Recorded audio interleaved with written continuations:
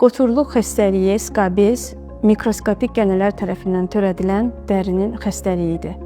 Bunun yayılma yolları xəstə insanla bilavasitə təmasda və onun şəxsi əşyalarından istifadə edilən zaman, əllə görüşdükdə, dəsmalından, əşyalarından istifadə edilən zaman yoluxma baş verir. Xəstə həkimə müraciət etdiyi zaman həkimin ilkin olaraq müayinəsi, vizual müayinə, yəni gözlə görmə, eyni zamanda laborator müayinələri əsaslanır.